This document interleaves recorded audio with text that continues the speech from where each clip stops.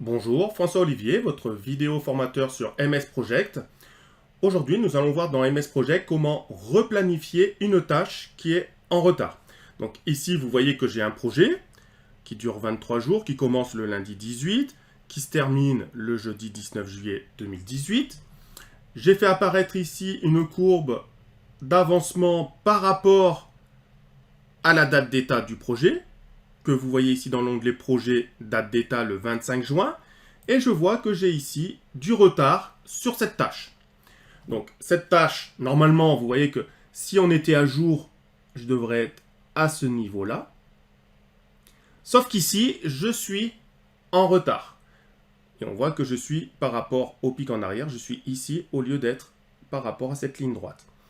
Donc je souhaite replanifier donc, cette tâche afin justement de pouvoir être à jour dans mon diagramme de Gantt et ne pas dire on est ici or qu'on devrait être là. Et j'aimerais voir. Donc replanifier. Donc, pour cela, je suis toujours dans l'onglet projet. Et vous voyez que juste en dessous de la date d'état, ici, j'ai mettre à jour le projet. Je clique dessus. Et vous voyez que j'ai mettre à jour le travail comme étant achevé. Donc ça, c'est pour avoir les pourcentages quand je souhaite rapidement mettre à jour mon projet en définissant donc soit 0 à 100% achevé, soit définir 0 ou 100%. Et ici, vous voyez que c'est marqué prévoir à nouveau le travail non achevé pour qu'il commence après le. Donc je vais cliquer dessus.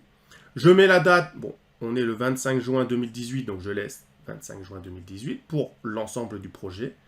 Et je clique sur OK.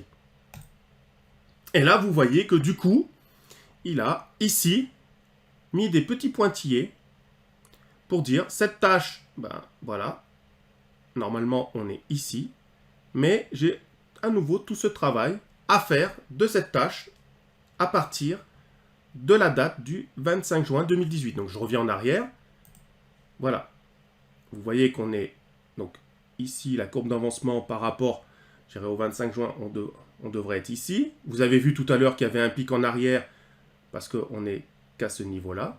Et donc si jamais je fais mettre à jour le projet en prévoyant le travail non achevé, j'arrive à ceci, et vous voyez ici des petits pointillés, donc il a scindé en deux, du coup, ma tâche, afin de replanifier dans le futur le travail. Je vous remercie d'avoir suivi cette vidéo formation sur MS Project, et je vous dis à très bientôt pour une nouvelle vidéo formation sur MS Project.